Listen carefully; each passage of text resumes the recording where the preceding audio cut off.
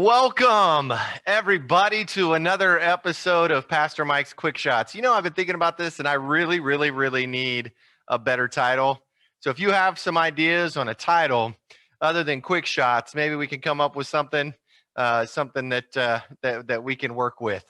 I'm so glad that you joined us. I'm going to try to keep today a little bit shorter. I've been noticing, and I've been paying attention, your attention span's a little bit shorter than what we've been, right? So we're going to continue the thread. We're going to continue to go forward. We're going to continue to work on being grateful. This thankful for blank, right? We've been filling the blank every Sunday. And so I want you to continue to fill that blank every day. I told you last week just the importance of how important it is to have 5 things every day to be thankful for. It can change your mood, it can change your mind, and it can change physically you on the inside. And so today, I want to come to you with some scripture. Thankfulness isn't always about you. Oh, I know. We oftentimes want to make it about me, right? Hey, I got a raise. Hey, I didn't. Hey, it's time for good health finally for me. So I'm thankful for that. Or it's also about being thankful for other people. Because people in your life, this God of relationship, this relational God, he's trying to put people in your life so that you will feel this. So in 1 Timothy chapter 1, verses 1 through 4. 1 Timothy chapter 1, verses 1 through 4. I urge you, first of all, to pray for all people. Ask God to help them, intercede on their behalf, and give thanks for them.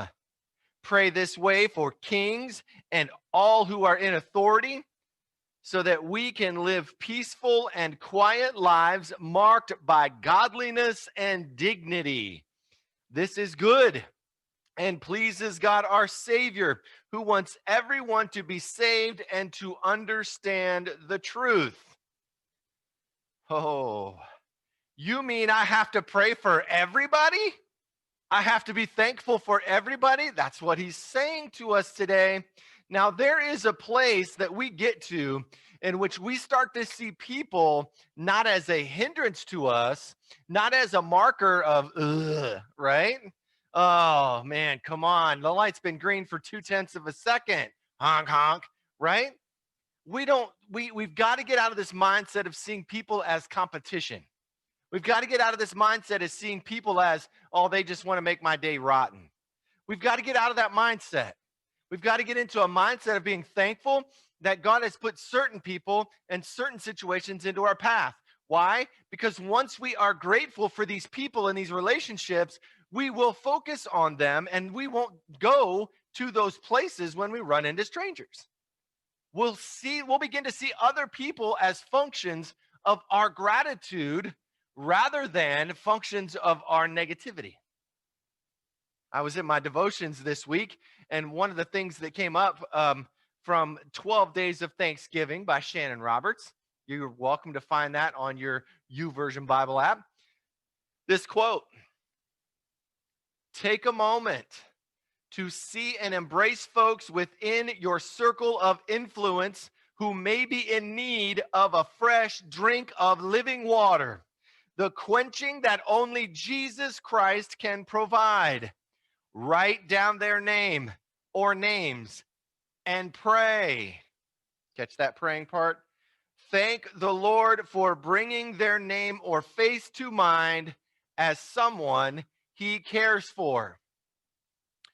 I don't think it's coincidence that seclusion and the world pushing us into seclusion I don't think that's an accident. I really don't. I think it's on purpose because we do not thrive as individuals in seclusion. The text that she's referring to in this part of the devotional is the text where Jesus goes to the woman at the well. He goes to the woman at the well, not with a, ew, what are you doing here? Like, why are you at the well at noon? Hey, aren't you Samaritan? None of that is being done. Jesus comes and says, hey, can I have a drink? Very simple request. She knows the culture. She understands the moment. And she says, no, you don't want to drink from me. And Jesus says to her very plainly in that moment, if you only knew who is asking you for a drink, I can give you living water from which you will never thirst. Friends, are we having interactions like that in our lives? Maybe not uttering those words of Jesus, because we obviously ourselves cannot produce that living water, but we know the guy that can. We've had an experience in our lives where God has changed us through Jesus, and this Jesus is who we are striving to be like all the time. And if we are striving to be like him, then we are trying to share him with the world. We're not trying to hide him. We're not trying to keep him away. I think that we're entering into a time of gratitude over having that relationship with Jesus, and it's going to grow. It's going to manifest itself in ways in which we can and will bring about revival, and we will bring about change in the world. Doesn't matter what the virus is doing. Doesn't matter who the president is. What matters is, how are you loving your neighbor, and how are you being grateful and thankful and praying for people in your life, including everybody, so that you are changed by this. I was thinking of all of this when I got to Isaiah 58, Isaiah 58:10. Feed the hungry and help those in trouble. Then your light will shine out from the darkness, and the darkness around you will be bright as noon. Friends, I hope and I pray that you are focusing in on this week, that your gratitude and your thankfulness for other people has not brought you to a place of cynicism, but it's brought you to a place of action. You're ready to help your neighbor. You're ready to be there for people, no matter what it costs. And the fact is, this will change the darkness. We praying for each other, helping each other, it will drive out the darkness. But we've got to do it. We've got to get up out of our lazy boy. We got to get up out of the physical doors and walls of the church. We've got to get out. We've got to do it. You got to put in the work if you want to see the results.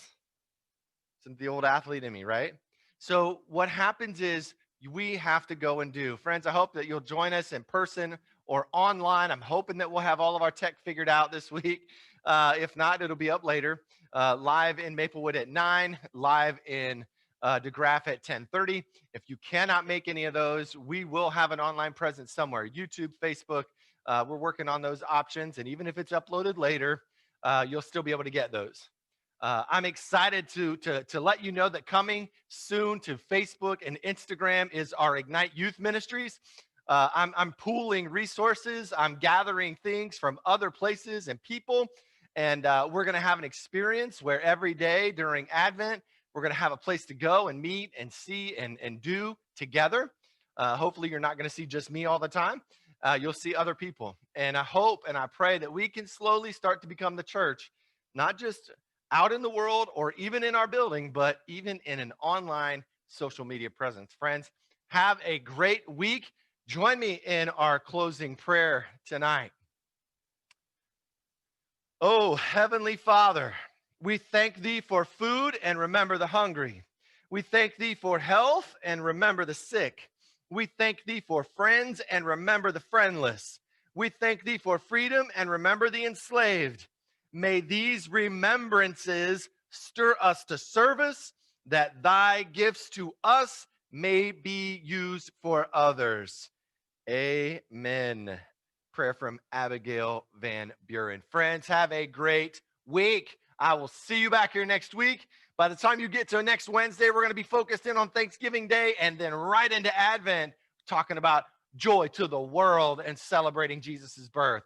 Have a good week, my friends. Bye-bye.